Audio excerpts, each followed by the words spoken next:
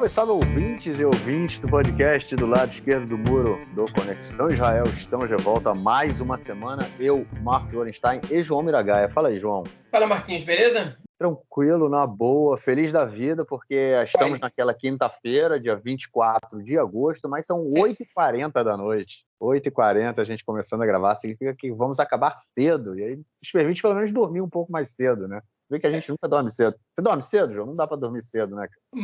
O mais cedo que eu consigo dormir, às vezes, é às 9 da noite. É às 10 da noite. Não, é cedo. Pô, não, mas aí é cedo. 10 da noite, Não. Mas Não, muito poucas vezes. Quando eu consigo dormir 11h30 da noite, eu tô feliz, cara.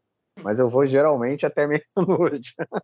Vai meia-noite às 6 é o meu período. Mas tudo bem, tá de boa, tá de boa.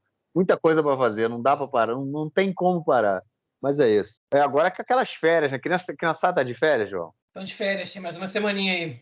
É aquela alegria, né? Criançada de férias é alegria dentro de casa. Aquela correria, aquela coisa boa. Mas é isso, é o verãozão, estamos aí, é assim que tem que ser. Bom, vamos então passar para o nosso primeiro bloco para tratarmos de questões relacionadas à sociedade israelense essa semana. Bom, gente, primeira notícia aí, uma notícia interessante, né? Que um relatório saiu dizendo que, apontando, né, para a qualidade na queda do ensino em turmas, né, em escolas onde as turmas são separadas, onde meninos e meninas estudam em turmas diferentes. Isso acontece, obviamente, nas escolas ortodoxas, de vários níveis de ortodoxia, não necessariamente os ultra-ortodoxos, mas, enfim, outros níveis de ortodoxia também, meninas e meninos estudam separados. E aí, João, como é que isso afeta o ensino das crianças? Pois é, Marquinhos, essa semana saiu um relatório, enfim, que foi publicado pelo jornal Haaretz, mostrando a qualidade de ensino das escolas que separam homens e mulheres das escolas que não separam, né? E é importante a gente falar, as escolas que separam homens e mulheres são, em geral, escolas ultra-ortodoxas, e cada vez um número maior de escolas da linha ortodoxa, né, dos sionistas religiosos, né? Mas, enfim, então a gente tem atualmente em Israel 66% dos alunos, eles estudam em turmas misturadas, entre homens e mulheres, né, meninos e meninas. Falando, obviamente, é importante dizer que está falando da educação básica, né, da educação fundamental e do ensino médio. Não estamos falando do ensino universitário aqui. 66% dos alunos e alunas estudam em turmas mescladas e 34% estudam em turmas separadas. Ou seja, não tem convivência entre meninos e meninas durante as aulas, durante os estudos. E o que a gente está vendo é que, apesar, por exemplo, da comunidade árabe israelense, que é quem tem, segundo o índice PISA, né, que faz uma nota de boa parte dos países do mundo, que avalia boa parte dos países do mundo, inclusive o Brasil, né? As escolas árabes, elas têm a pior avaliação das escolas israelenses, inclusive quando você separa o número de escolas árabes do número de escolas em hebraico, né, você tem uma diferença gritante. Ainda assim, as escolas que têm essa mescla, elas têm uma pontuação bastante superior às escolas que não têm. Agora, é importante dizer, apesar de que 66% dos alunos estarem em turmas misturadas, somente 49% das turmas, né, das salas de aula, elas são para alunos que estudam em turmas misturadas. Ou seja, os alunos de turmas separadas, eles lidam com uma realidade que é de um menor número de alunos por sala de aula. E por quê? Porque 49% estudam em turmas misturadas, 44% estudam em turmas totalmente separadas e 7% dos alunos eles estudam no modelo híbrido, né? Que algumas coisas são misturadas e outras são separadas. Então a gente vê que 66% ocupam 49% das salas de aula. A gente tem um número maior de alunos por sala de aula, de acordo com o que saiu nesse relatório.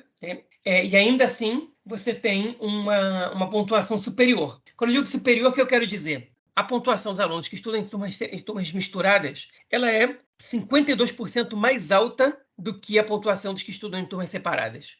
Isso considerando que os árabes, que têm a menor pontuação, quer dizer, não sei se eles têm a menor pontuação comparado aos ultra-ortodoxos, porque essa comparação no índice PISA a gente não tem, né? A gente só tem por idioma, mas considerando os alunos árabes que têm uma educação bastante abaixo da média, eles estão incluídos nessas turmas mescladas. A gente está falando da educação pública, obviamente, não estamos falando da educação privada, que em Israel a educação pública é dividida em 4 setores, que é a educação secular, judia, ortodoxa judia, ultra-ortodoxa judia e árabe. Okay? Enfim, então a gente tem essa pontuação. A gente tem 1.956.439 alunos que tiveram presentes no ensino em Israel em 2020, esses números são de 2020, okay? Dos quais 660.000 estudam em turmas separadas. Okay? Então, a gente está vendo aí que a separação ela é um componente que, das duas, ou ela não melhora o nível do ensino, okay? Ou ela escancara como o nível da educação religiosa é abaixo da média. Eu acho que é um pouco dos dois, mas o segundo fator ele é preponderante, porque a gente sabe que a educação ultra-ortodoxa ela ignora disciplinas básicas, ainda que seja contra a lei. A gente sabe que tem diversas escolas ortodoxas que não ensinam corretamente as disciplinas básicas, as ciências, né, matemática, história, enfim, cidadania, física, e etc. Eles se concentram mais no estudo do hebraico, nas matérias religiosas, e, eventualmente, no início do ensino fundamental, focam um pouco em matemática, algumas delas em inglês, e de resto não ensinam nada, praticamente. Às vezes tem evasão de alunos muito grande, a partir dos 13 anos, que vão estudar nas academias rabínicas, porque a escola já não é mais significativa para eles, o que também é legal, diga-se de passagem, e a gente teve esse cenário na nossa frente. Né? Enfim, então a gente, e para bom entendedor, deu para ver que se eles são 34% dos alunos, já para a gente ter uma ideia de quantos ultra-ortodoxos a gente já tem no sistema de ensino, né, público pelo menos. Né? A gente está falando de mais ou menos 27% de ultra-ortodoxos no ensino público israelense, quando na verdade eles são 12% da população em geral. Né? Ou seja, dá para ver o crescimento deles ali. Óbvio que a gente não está considerando as escolas privadas. Escolas privadas são um fenômeno mais comum na sociedade árabe do que na sociedade judaica. Mas, enfim, essa é a situação que a gente está vendo aqui. Então, a educação em Israel ela tem uma disparidade muito grande de acordo com o setor, e a gente examina isso também na questão da divisão entre homens e mulheres, enfim, o que mostra para a gente que isso também pode ser contraproducente. Deixa a galera estudar junto, porque é sempre mais legal. Bom, vamos então à nossa próxima notícia do bloco para tratarmos aí de um tema que deu uma sacudida nas manchetes até agora. Estava vendo na televisão também. Em maio desse ano, uma criança de 4 anos, uma criança de origem etíope, de 4 anos, chamado Rafael, né? Aqui a gente fala Rafael, mas é o Rafael Edna. Ele foi morto, foi atropelado e morto na cidade de Bat Yam, desculpa, Netânia, no centro-norte do país, né? Centro-norte do país, em direção ao norte. Ou seja, em maio ele foi atropelado. Uma senhora de 80 anos o atropelou, ela não parou para prestar socorro, fugiu, e desde então começou aí, ela foi, obviamente, a polícia foi investigar, mas nada saiu até agora. A polícia, na verdade, queria apresentar um indiciamento dela, mas sem dizer que ela deixou de, quer dizer, que ela deixou de prestar socorro, mas sem levar em conta aí o fato de que o menino morreu, enfim, que coisas que acentuariam, né, a pena dela e o processo que ela levaria nas costas. Nessa segunda-feira houve uma manifestação da população, de parte, né, da população etíope do país, em Tel Aviv.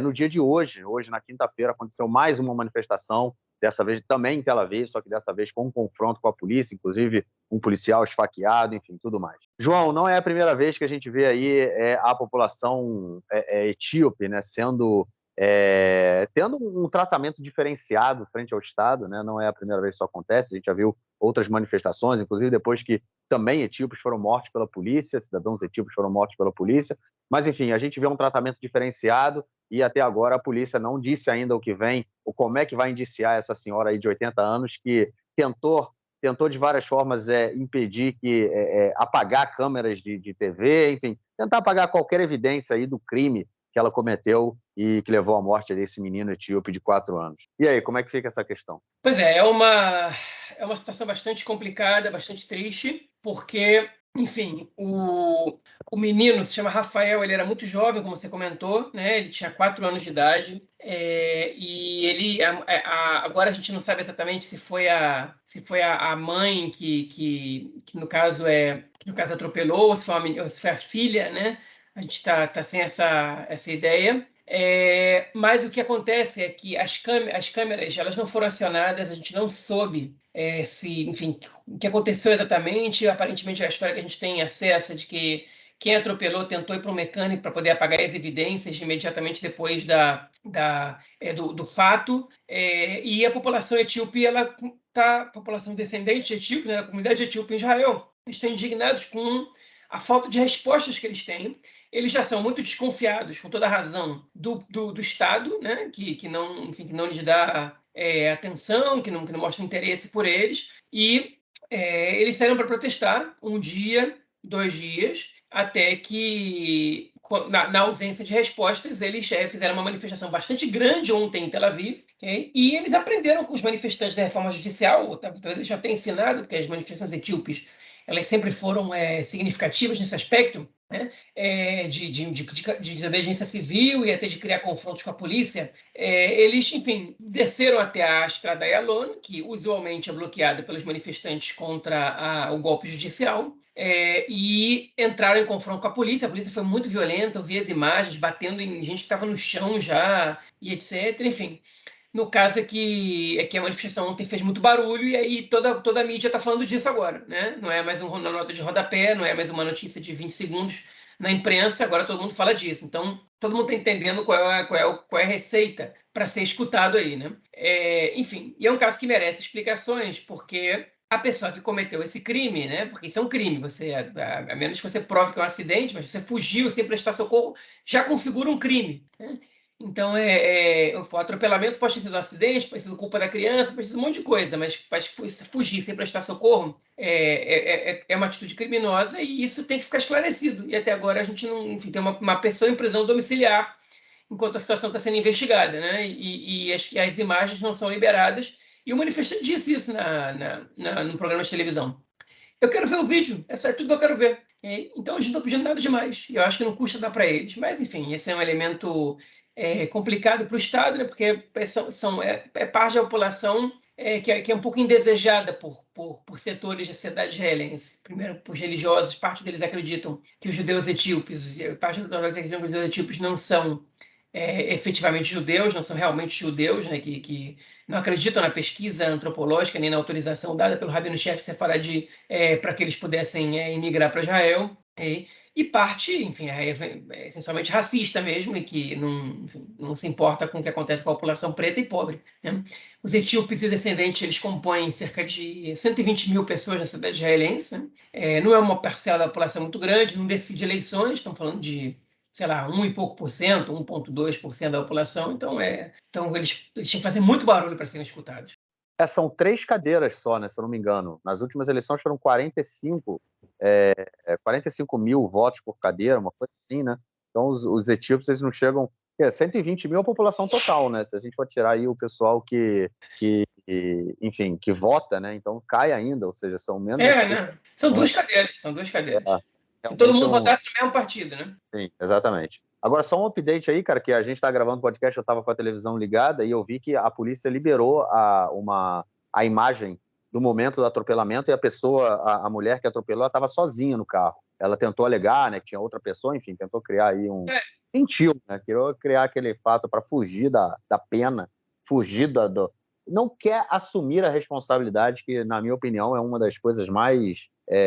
que acontece mais corriqueiras aqui em Israel, as pessoas evitam, elas não assumem a responsabilidade, é uma coisa que, enfim. Eu quero ter essa discussão com pessoas que conhecem a fundo a sociedade israelense, professores e tudo mais, porque eu acho que é um fenômeno interessantíssimo. Mas, enfim, fica para outro papo. Mas apareceu aí a imagem dela sozinha no carro no momento do atropelamento. Bom, vamos então à nossa próxima notícia do bloco para tratarmos aí da questão da violência no setor árabe da sociedade israelense, como a gente comenta aí nos últimos episódios desse ano, né? A violência aumentou muito nesse ano. O ministro da Segurança Pública Nacional não faz absolutamente nada para diminuir a violência na sociedade árabe. O governo, de uma forma geral, não faz absolutamente nada. Não é uma coisa de hoje, no ano passado também os números foram absurdos, só que essa semana a gente chegou a 158 mortos na sociedade árabe israelense. A semana começou com assassinato na cidade de Tira, uma cidade, inclusive, perto de onde você morava antes, né, perto de Kfar Saba. Eu me lembro que até teve um episódio que você comentou que você ia a Tira fazer compras e tudo mais. Ia lá o tempo todo. Sim, pois é. O diretor, né, diretor-geral da prefeitura, ele foi morto. Inclusive, o sobrenome dele é Kashua, que ele é da família de um escritor chamado Saed Kashua, que inclusive saiu de Israel, ele foi embora de Israel, mora nos Estados Unidos hoje. Enfim, ele foi morto no início da semana, e também depois teve mais um crime onde quatro árabes que são cidadãos de Israel foram mortos também, e levando de uma vez só, né? E foram praticamente uma chacina, e elevando esse número aí para 158 mortes. E o que o ministro das Relações, o ministro da Polícia, o ministro da Repressão falou? Que o que a polícia tem que fazer é usar, primeiro, antes de mais nada, não a polícia, tem que colocar aí para combater o crime na sociedade palestina, na sociedade árabe, tem que colocar o Shabak, né, que é o Serviço de Segurança Interno do país, e que o Shabak tem que usar todos os direitos, todos os como é que chama? Todas as ferramentas que eles têm à sua disposição para combater o crime na sociedade árabe dentro de Israel. Ô, João, na verdade, o que ele quer é retirar o direito dos cidadãos árabes completamente e dizer que, enfim, vocês não têm direitos, o Shabak pode usar qualquer das suas ferramentas que passam por cima de direitos, né?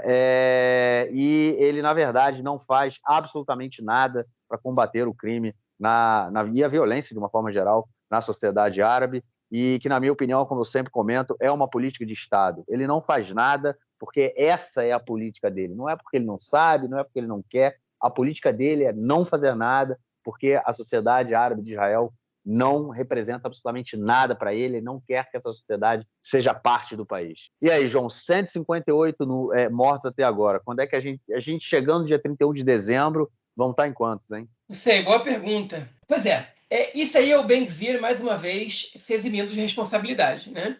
Porque ele é um ministro da Segurança, né, Pública, com os piores números da história de Israel em relação, enfim, à criminalidade urbana. Ele pediu esse cargo e construiu a campanha dele em função dos ataques que ele fazia ao ministro anterior a ele, que era o Omer Bar-Lev. Ele detona o projeto feito pelo Yuval Segelovich, que foi um deputado que foi encarregado, que é um ex-policial, inclusive, de construir um projeto para reduzir a criminalidade na sociedade árabe. E, no final das contas, tudo que ele faz é culpar os antecessores, é dizer que o orçamento dele ainda não chegou, e é agora dizer que ele não pode lidar com isso, que ele tem que lidar com isso é o Shabak, que é o Serviço de Inteligência Geral, Serviço de Segurança Geral, perdão, e etc, etc, etc. A responsabilidade nunca é dele, nunca é ele, nunca nada disso. Tudo que a gente vê ele fazer culpar os outros pelos problemas dele e botar a polícia para bater em manifestante.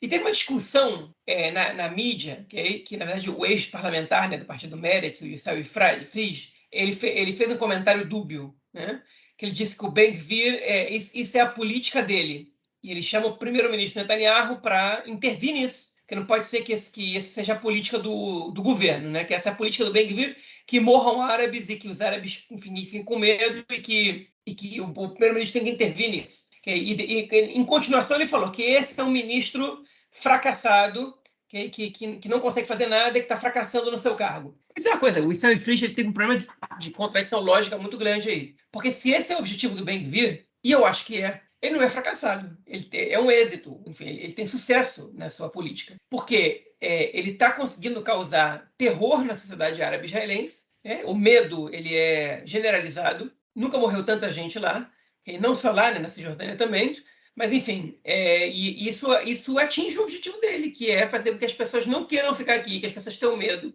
e que as pessoas vivam mal, para que vão embora daqui. Né? Ou morram ou vão embora. Né? Ele quer eliminar essa população árabe, embora ele não diga dessa maneira. A minha tradução da política do Ben-Gvir é essa, baseado em tudo que ele já disse antes, né? sobre a quem pertence essa terra, qual o papel dos árabes israelenses, etc, etc. Eu estou aqui traduzindo a política pública dele em função dos seus discursos no passado recente. Então ele não é fracassado. Né? Ele seria fracassado se ele estivesse tentando conter, se ele estivesse tomando alguma atitude, se ele tivesse trazido algum projeto para isso. Ele não é fracassado. Né?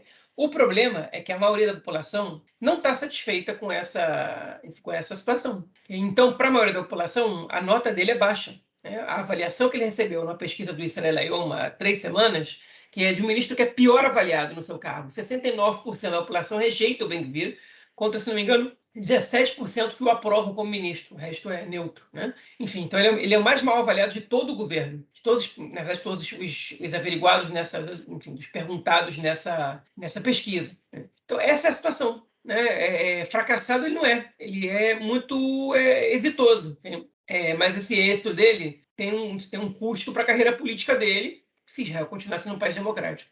Bom, esse era exatamente o comentário que eu queria fazer sobre essa questão, né? Ele realmente tem sucesso na política dele. A política dele é realmente essa: criar um ambiente pior ainda para a população palestina residente de Israel, para que eles deixem o seu espaço, suas casas, suas cidades, enfim. É isso que ele quer. Realmente, eu acho que é o único projeto do governo que tem sucesso hoje, porque é uma política de governo, é uma política de Estado. Ela não é nova, não é uma coisa nova isso que acontece. No ano passado, a gente já teve um recorde, foi a primeira vez, foi um recorde absurdo assim, de palestinos residentes de Israel que foram mortos, e agora a gente vê isso estourando a números absurdos, muito piores do que a gente viu no passado. E um governo que não faz absolutamente nada, um ministro que não faz nada, um governo que não faz nada, porque é realmente essa a política. E aí eu concordo com o que o Issal Freire falou.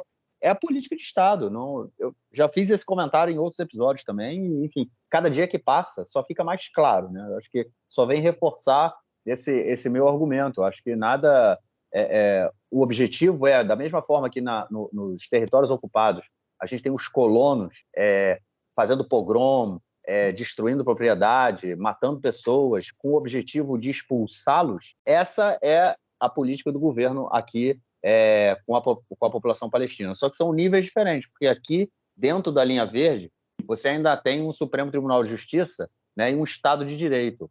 Do lado de lá da linha verde, do lado direito do muro, né, é uma política de ocupação, uma política militar. Né? A lei que gere aquela região é lei militar. Né? Ou seja, tudo que os colonos fazem, tudo mais, ela entra num outro espectro, né? Então, a gente vê um nível de violência muito maior do que a gente vê aqui. Mas eu, sem sombra de dúvida, não tenho dúvida nenhuma que caso a gente tivesse um relaxamento ou caso o governo faça o seu objetivo, o próximo objetivo, e acabe aí com a independência do Poder Judiciário, nada não me assustaria ver a mesma violência na Cisjordânia contra a população palestina. A gente vê isso aqui dentro. Não, realmente não me assustaria, não seria algo que eu falei, caraca, olha só o que está acontecendo. Mas, enfim, é a política do Ben-Gvir, é isso que a gente tem para hoje, neste momento. Bom, vamos então ao nosso próximo bloco para tratarmos aí de questões da política interna essa semana. Bom, gente, governo de férias, né? O parlamento está de férias, está parado aí nas férias de verão. Até agora nada acontece. São os dias bem lentos, né? Coisas quase... A gente não vê muitas movimentações, mas essa semana o ministro da Ocupação, que também é o ministro das Finanças, o Bezalel Smotrich, ele aprovou um projeto de que vai liberar aí 3,2 bilhões de shekels para Jerusalém Oriental, a parte palestina de Jerusalém, que conta aí com 40% da população da cidade. Obviamente que nunca viu um investimento sério feito na região, né? A gente comentou que isso nunca foi feito nem do lado esquerdo do muro, quem dirá em Jerusalém, só foi anexada em 67, e isso também nunca aconteceu, só que agora o governo visa aí liberar 3,2 bilhões de shekels, que dá mais ou menos 800 milhões de dólares em torno disso. E esse projeto é o projeto Homesh, né? Porque Homesh vem da palavra Hamesh, que é 5, e esse projeto aí tem 5 pontos, né?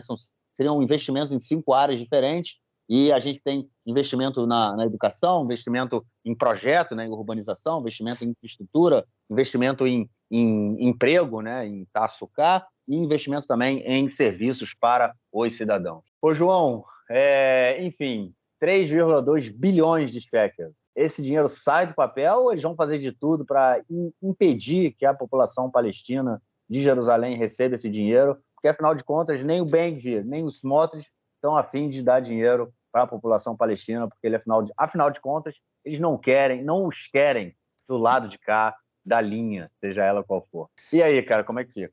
Pois é, Marquinhos, mas aí que mora a pegadinha, né? Por que eu digo isso?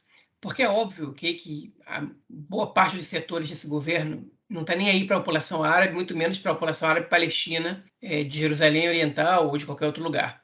Só que esse plano enfim, de investir em Jerusalém Oriental é um plano típico de quem de quem não quer dividir a cidade, né? E é por isso que os palestinos de Jerusalém Oriental, parte deles, se opõem a esses investimentos que o governo de Israel faz na cidade, porque eles sabem que, enfim, que se Israel pode investir, construir, colocar o sistema de educação funcionando ali, os correios, o transporte público em Jerusalém Oriental, isso significa que Jerusalém é uma cidade unificada, tal qual a direita israelense quer cravar, e que qualquer futura negociação para a divisão do território jamais inclua nenhum pedaço de Jerusalém. Então, por isso que a população árabe de Jerusalém Oriental, a população palestina de Jerusalém Oriental, apedrejava o VLT de Jerusalém quando passava pelos bairros de Jerusalém Oriental, que ainda passa, no caso, né, pelo bairro de Shuafat, por exemplo, ou ali perto pelo Portão de Damasco, na Cidade Velha, que sabota caixas de correio, enfim, que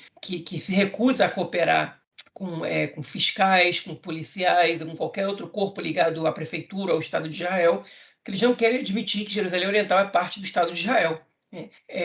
Mas, por outro lado, é uma região que a autoridade palestina não tem condição de investir de acordo com a demanda que o lugar precisa, né? E se o governo de Israel não investe ali, mesmo que não tenha segundas intenções, você causa uma disparidade na cidade, que já existe, né? E é muito visível para qualquer pessoa que cruze as fronteiras, né, de Jerusalém Ocidental, ou inclusive dos bairros judaicos de Jerusalém Oriental para os bairros árabes de Jerusalém Oriental, né? Essa disparidade aumentando, isso afeta a vida dos cidadãos de Jerusalém de uma maneira geral. Isso piora o trânsito, isso, enfim, aumenta a pobreza na cidade, isso enfim, de alguma maneira aumenta a criminalidade e tudo, enfim, a poluição e tudo isso que a gente possa listar aqui. Então, o governo preparou um investimento de 3 bilhões de shekels, né, que equivale a mais ou menos, na cotação atual, uns 800, 900 milhões de dólares, para investir em Jerusalém Oriental, dos quais a maior parte, não a maior parte desse dinheiro, mas o maior investimento, né, no caso de 800 milhões de shekels, que equivale a mais de 200 milhões de dólares, eles vão para escolas do ensino fundamental da sociedade árabe palestina de Jerusalém Oriental. E isso é uma clara tentativa de você israelizar a parte árabe da cidade, a parte palestina da cidade. Você instituindo o sistema de educação israelense ali, é uma tentativa de você transformar aquilo em parte do Estado de Israel. Okay? E o fato é que cada vez mais palestinos de Jerusalém Oriental, eles têm buscado as instituições de ensino israelenses, mesmo as que lecionam em árabe, né, o sistema público que leciona em árabe, porque elas têm uma qualidade de ensino que é muito mais adequada ao mercado de trabalho israelense, que paga muito melhor que o mercado de trabalho palestino, né? Então, e possibilita você entrar nas universidades israelenses que tiver um futuro muito melhor, inclusive se você quer viver fora de Israel e fora dos territórios, você quer morar na Europa, nos Estados Unidos, onde seja, as faculdades israelenses elas são muito mais consideradas, então o governo ele já percebe essa tendência em parte da sociedade palestina e investe nisso. Mas também está indo dinheiro para a infraestrutura, né, que é para a melhoria das ruas, está indo dinheiro para o meio ambiente, está indo dinheiro, e isso é uma coisa curiosa, está indo, se não me engano, 200 milhões de shekel para investir na construção civil, que vai gerar, no espaço de 3 anos, 2 mil novas unidades habitacionais por ano nos bairros de Jerusalém Oriental para a população árabe, que é uma coisa que não é comum. Mas, enfim, tem investimento na área do bem-estar social, né, que enfim, aqui em Israel, na verdade, essa expressão de bem-estar social ela se refere principalmente a cuidados específicos com populações vulneráveis, né, que é onde estão os trabalhadores, enfim, os servidores sociais, etc., onde eles trabalham principalmente. Você tem, enfim, você tem uma série de outros investimentos na indústria, em serviços públicos para os habitantes, como, por exemplo, na saúde também, e etc. Enfim, na infraestrutura de energia. Podia ler tudo aqui para vocês, né? O Arex fez um quadrinho mostrando quanto era investido em cada parte, né? Mas acho que isso já ficou claro. O objetivo do governo, na verdade, é lidar com um déficit gigantesco, e é uma coisa que eles são obrigados a fazer, e ao mesmo tempo que eles tiram lucros disso. O único veto que teve foi do Smotrich, que vetou o investimento em programas de preparação para a população árabe palestina de Jerusalém Oriental para ingressar nos institutos de ensino superior em Israel, nas universidades e nas faculdades. Que aí, como a gente comentou na semana passada, ele alegou que isso aumentava os fundamentalistas e radicais e terroristas, as células terroristas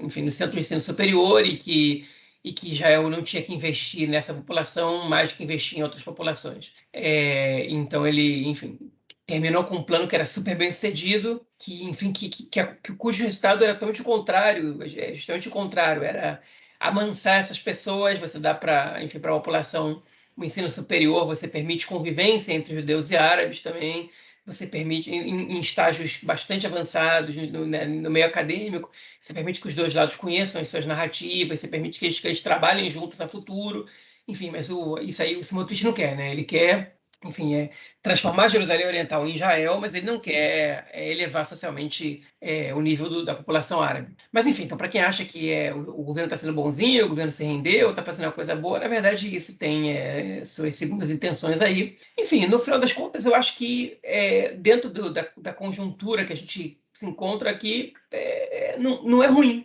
Porque pelo menos você melhora um pouco a situação de vida daquelas pessoas, né? E, na verdade, na pressa que as pessoas têm, que elas vão ficar sem ruas pavimentadas, elas vão ficar sem energia elétrica, enfim, vai ficar com déficit habitacional, é melhor que elas tenham, mesmo que os objetivos sejam incorporar, enfim, anexar esse território a Israel ao futuro, né? No caso, Israel já considera anexado, mas a comunidade internacional não. Mas, enfim, eu acho melhor que essas pessoas possam viver uma vida digna do que me preocupa as segundas intenções desse governo, enfim, primeiro porque eu sou otimista a longo prazo, e segundo porque, enfim, eu acho que tem coisas que são urgentes, né, e você não pode ficar esperando o ideal acontecer e as pessoas passando necessidades enquanto isso. Eu só tenho as minhas dúvidas de se realmente isso vai sair do papel, se a gente daqui a um ano vai estar falando nisso, e, enfim, não vai nada de novo vai acontecer. Há cerca de tem uns 5 ou 6 anos, mais ou menos, foi a última vez que eu fiz um passeio com uma organização chamada Ir Amim, a Cidade dos Povos, né? Que é uma organização de Jerusalém que ela trata justamente de todas as questões relacionadas à cidade, né?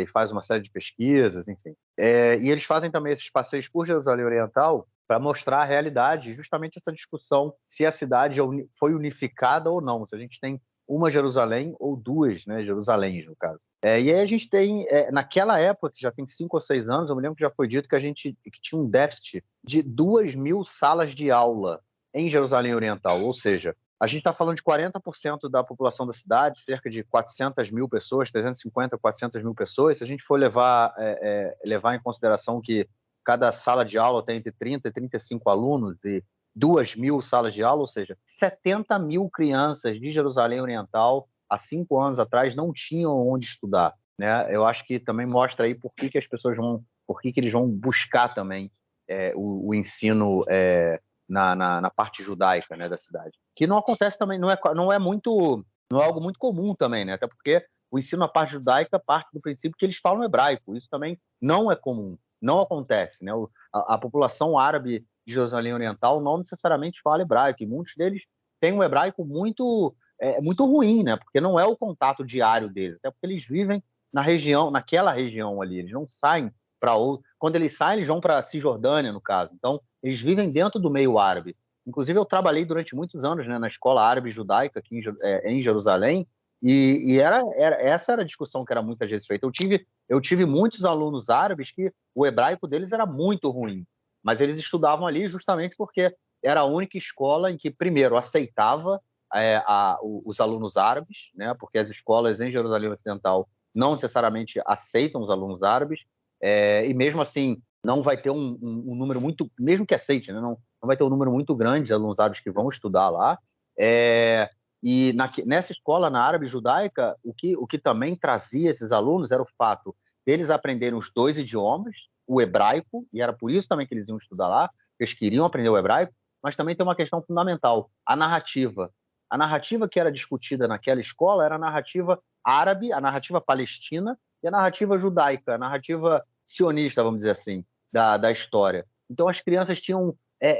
o palestino, ele não necessariamente tinha que aceitar a narrativa sionista como a narrativa verdadeira, como a narrativa. ele tinha a possibilidade de manter a narrativa dele da história. E eu acho que isso diz muito sobre tudo que acontece em Jerusalém Oriental, e até pelo que você comentou sobre a população árabe não aceitar a presença da prefeitura de Jerusalém naquela região. Primeiro que eu acho que nunca houve um esforço sério das prefeituras de Jerusalém para incluir Jerusalém Oriental, né? Ponto 1. Ponto 2, há obviamente uma resistência. Os palestinos de Jerusalém Oriental, eles não são cidadãos de Israel, isso é uma coisa importante também a ser dita. Quando Israel anexou a Cisjordânia, anexou Jerusalém ainda em junho de 67, Israel anexa, mas não os cidadãos de Jerusalém, árabes, eles não recebem a cidadania israelense. Eles têm um visto de residência, e esse visto de residência torna a vida deles em Jerusalém muito frágil, porque caso um cidadão de Jerusalém Oriental ele comece a trabalhar na Cisjordânia, o governo pode decidir que o centro da vida dele não é mais Jerusalém Oriental, e sim a Cisjordânia. Então ele perde o visto de residência dele, mesmo que ele tenha nascido em Jerusalém Oriental. Entendeu? Então, ou seja, tudo que envolve Jerusalém Oriental é muito, muito, muito complicado. E o objetivo do governo nisso é justamente, não só, na minha opinião, né, não só tentar judaizar Jerusalém Oriental como um todo, tanto na questão histórica, porque eu não consegui ver, eu não consegui acompanhar isso, mas eu quero saber como é que vai ser esse investimento em educação, se as escolas em Jerusalém Oriental vão ter que ensinar o currículo israelense ou o currículo palestino. As crianças, quando terminarem o seu estudo, elas vão fazer as provas para entrar nas universidades israelenses ou palestinas. Eu acho que tem uma série de discussões aí que não estão muito claras, que eu acho que mostram que o objetivo do governo nada mais é de criar uma possibilidade de judaizar de forma mais fácil Jerusalém Oriental. Lembrando que a gente tem assentamentos em Jerusalém Oriental, a gente tem turismo religioso em Jerusalém Oriental, escavações, né, de supostos templos, enfim, judaicos em Jerusalém Oriental e a Jerusalém de Davi, enfim, que o objetivo que tem como objetivo dizer que aquilo ali pertence aos judeus. Então, quando eu vejo um projeto desse, é uma coisa que me chama muito, né?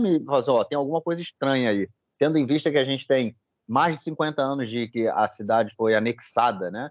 E nada foi feito até agora. Quando eu vejo um projeto desse, me deixa com a orelha em pé, vamos dizer assim. E sabendo também que tem um projeto para a construção de um teleférico em Jerusalém, que vai ligar ali a região da Cinemateca, que é perto do Hotel King David, para quem conhece, até Jerusalém, até a Cidade Velha, passando por cima do bairro de Silwan, que é um bairro palestino. Ou seja, olha só o que eles querem construir em Jerusalém. Não, isso não está dentro desse orçamento, tá? Mas, enfim, essa é a ideia. A ideia é transformar Jerusalém Oriental também, controlar mais facilmente o que acontece em Jerusalém Oriental, na minha opinião. E quando eles dizem que na construção aí de parques, investimento, né, na parques, né, nacionais e tudo mais, os parques nacionais, não só em Jerusalém Oriental, mas também na Cisjordânia, eles são usados como forma de ocupação, porque no momento em que um parque nacional é criado, você impede a expansão urbana. Ou seja, Jerusalém Oriental, que já é uma região completamente, muito pequena, completamente povoada, né, que nunca houve um plano de expansão da região, uma política pública de expansão da região. Quando você vê agora esse tipo, o governo querer construir mais parques nacionais, na verdade, o objetivo é impedir com que aquela população continue crescendo ali, continue construindo ali. E o objetivo, como sempre, como da mesma forma que a gente comentou lá no início do podcast sobre a política do Ben-Gvir, na minha opinião, é fazer com que os palestinos de Jerusalém Oriental, em algum momento, abandonem a região. Só que Jerusalém é muito, muito, muito mais sério do que qualquer outra cidade, né? Jerusalém tem um simbolismo muito forte. Jerusalém acabou sendo a única coisa, a última coisa, não a única, mas a última coisa com que os palestinos ainda podem se pegar com força e discutir a questão do conflito, né? Então, quando eu vejo um investimento desse vindo de um governo desses, é muito estranho para mim. Assim, fé demais não cheira bem, né? Esse ditado serve justamente aí, perfeitamente nesse caso. Bom, é isso. Vamos então ao nosso próximo bloco para tratarmos de questões da política externa essa semana. Bom, gente, essa semana a gente teve aí mais um atentado que aconteceu perto do assentamento de Beit Haggai, na Cisjordânia, ao sul de Hebron.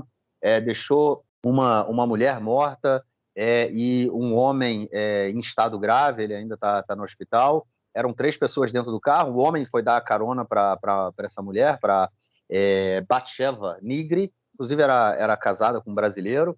A Batsheva e uma das filhas dela pegaram carona com um homem e o carro foi atingido por tiros, a Batsheva morreu e esse homem está internado em estado grave. Mais um atentado, mais mortes acontecendo. Depois disso, obviamente, houve incursões do exército de Israel em Hebron, em busca dos terroristas. 2 pessoas foram presas aí, suspeitas de terem cometido assassinato. Depois a gente viu mais aí confusão, mais violência entre manifestantes palestinos e militantes palestinos também, né? E a força e o exército de Israel. Inclusive um sniper israelense dando um tiro na cabeça de um palestino por trás, ele estava de costas, tomou um tiro na cabeça. Até que ontem a gente vê o ministro da Segurança Pública Nacional, ele mesmo, o Benito Gvir, na televisão, no canal 12, né, o canal principal, aí, canal de televisão do país. Ele estava no Jornal das 8 e ele dá uma declaração falando que o direito dele e da esposa dele e dos filhos dele de viver e transitar pela Cisjordânia é muito maior do que o direito dos palestinos de transitarem pela Cisjordânia. Nesse momento, tinha no estúdio também um jornalista árabe chamado Muhammad, e ele simplesmente pede desculpa para o Muhammad, fala Sliha Muhammad, pelo que ele estava falando. Racista e defensor do apartheid, João. O que mais falar de Benito Gvir? Não, Marquinhos, eu vou fazer uma correção leve sobre o que o Ben-Gvir falou agora na tua fala, né, que você parafraseou o que ele disse, porque dessa vez ele deu uma escorregada que até para ele sai mal. O Ben-Gvir, ele tem, de um tempo para cá, ele também é advogado, para ele não ser impedido de concorrer por comentários racistas e tudo, ele é... Como a gente pode dizer isso? Ele lapidou o discurso dele para que esse não soasse racista, porque ele tem membros do partido dele que tiveram suas candidaturas impugnadas pela justiça por conta de racismo. Então ele não fala, ele em geral não fala os árabes, ele em geral não, enfim, não fala ele não usa esse tipo de expressão, né? Ele se refere a terrorista, e se refere a criminoso, enfim, isso aí. E ele em geral não escorrega. Esse discurso, na verdade, já estava rolando na boca da extrema-direita tem tempos, quando eles criticavam o Yoav Gallant, ministro da Justiça, ministro da Defesa, quando ele dizia que ele não pode ceder à pressão que ele está recebendo dessa parcela da população, no caso da extrema-direita, né, dessa parcela dos políticos, de cercear o direito de ir e vir dos árabes palestinos, porque isso pode botar em risco a vida dos colonos com atentados, né? Seria cômico se não fosse trágico, porque os palestinos já têm o seu direito cerceado, né? Eles já têm que passar por checkpoints para chegar, para sair de cidades palestinas para cidades palestinas, né? Não é para entrar em Israel, não é para entrar no território soberano de Israel. Então, ele já tem esse direito de ir e vir bastante limitado, afrontado, e ele deve ser garantido pela comunidade internacional e ele é respaldado pelos acordos de Oslo. Enfim, o Yoav Gallant não faz mais que a sua obrigação, ou eu diria que ele faz menos que a sua obrigação e ainda deve ser cobrado por isso. E o Ben-Gvir, o que ele quis fazer foi repetir esse discurso. E no momento que ele foi questionado sobre se não seria uma afronta aos direitos humanos proibir, enfim, limitar ainda mais o direito de ir e vir dos palestinos ali para proteger os colonos que estão indo de um lado para o outro, ele disse o seguinte, que o meu direito de viver e de transitar, da minha mulher, dos meus filhos, já que eles vivem em assentamentos, é maior do que o direito dos árabes de ir e vir. Ele não disse palestinos, ele disse dos árabes. E aí esse discurso não tem como não cair no racismo, porque ele está fazendo uma separação ali entre judeus e árabes, não é nem entre israelenses e palestinos, que ele pode falar da ocupação, isso, etc., e ele diz que não existe ocupação, não é essa a questão. Que ele pode dizer que o status ali é diferente, porque ali existe um controle militar, existem os acordos de Oslo, mas não, ele não disse isso, ele falou dos árabes. Okay? Ele não falou dos árabes, ele falou dos árabes da Judéia e Samária, que é como a direita israelense, até agora atualmente até o mainstream israelense, lamentavelmente adotou essa terminologia, se refere à Cisjordânia. Né? Então, ali ele fez um comentário bastante problemática do ponto de vista legal, inclusive. Eu espero que a Suprema Corte esteja atenta a isso, porque, enfim, isso não pode acontecer. O ministro do Estado, ninguém deveria poder dizer isso, o ministro do Estado muito menos, né? Enfim, e aí ele soltou esse comentário, ele foi detonado por 1,5 milhão de pessoas, entre eles a Bella Hadid, né, a modelo descendente de palestinos, modelo norte-americana descendente de palestinos, que eventualmente dá pitaco sobre ou gera alguns enfrentamentos com ministros e políticos israelenses. Já bateu boca com a Ayelet Shaked, com Naftali Bennett, e agora foi a vez do Ben-Gvir. Ela não exatamente bateu boca, ela só fez uma crítica a ele. Ela disse que a vida de cada ser humano é igual umas nos outros. Uma coisa muito básica, muito óbvia e muito correta. Eu não sei se o Ben-Gvir vai responder isso, né? Porque responder isso também é acusar o golpe, né? Ele vai dizer o quê? Que não, minha vida vale mais que a dele. Ele já disse que o direito dele já é maior do que o dos outros. Vai dizer agora que a vida dele vale mais? Acho que aí vai, enfim, o melhor que ele tem a fazer é ficar quieto. Mas como ele é um sujeito imprevisível e de percepção intelectual bastante controversa e limitada, ele pode fazer um comentário sobre isso.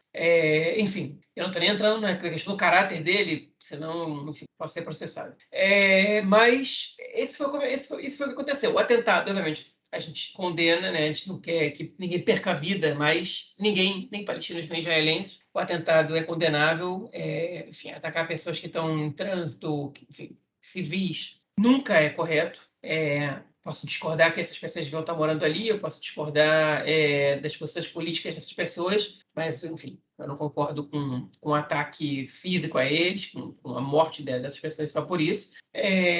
Mas, enfim, aconteceu mais um episódio para esse ciclo de violência que a gente está, enfim, cansado de falar sobre ele aqui. É isso, eu acho que além disso ele também deixou claro o apartheid, né? Enfim, finalizou mostrando claro o apartheid, que é o que ele defende, duas leis, enfim, duas relações diferentes para as duas populações, não só ele não quer 2 estados para 2 povos, ele quer 2 leis diferentes para 2 povos em um estado só. Mas enfim, esse é o Benito Gvir. Bom, é isso. Vamos então ao nosso próximo bloco. Não, vamos ouvir o camarada Henry Gauski, que mandou o seu áudio com a coluna desta semana. Manda aí, Henry.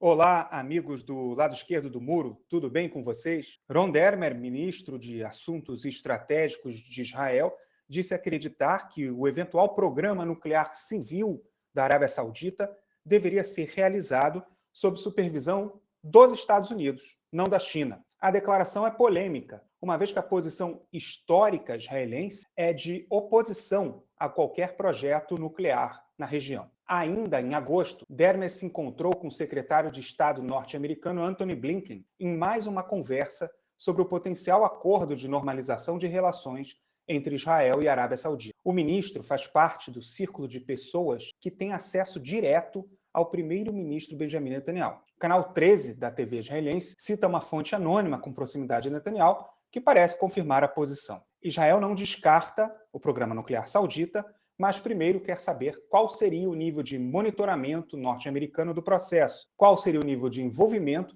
e qual seria, entre aspas, a apólice de seguros de Israel e aí, consequentemente, elaborar uma posição clara sobre o assunto, disse a fonte. As declarações de Dermer não parecem ter sido ocasionais ou fruto de uma iniciativa pessoal do ministro, uma vez que ele não tem autonomia para sugerir num programa de TV dos Estados Unidos que Israel poderia conviver com um eventual projeto nuclear da Arábia Saudita. A fonte ouvida pelo canal 13 parece confirmar essa tese. Políticos fazem isso em todo o mundo. Soltam balões de ensaio de forma a testar a recepção pela sociedade, pelos demais políticos e pelos meios de comunicação. E usam assessores diretos ou pessoas de confiança para levar adiante essa estratégia. Se a resposta em Israel for muito negativa, Netanyahu poderá repensar os passos ou a forma de comunicá-los. O atual governo, que não tem exatamente muitas realizações a apresentar, aposta num acordo com a Arábia Saudita como sua maior conquista internacional. E, caso esse acordo com os sauditas se concretize, será mesmo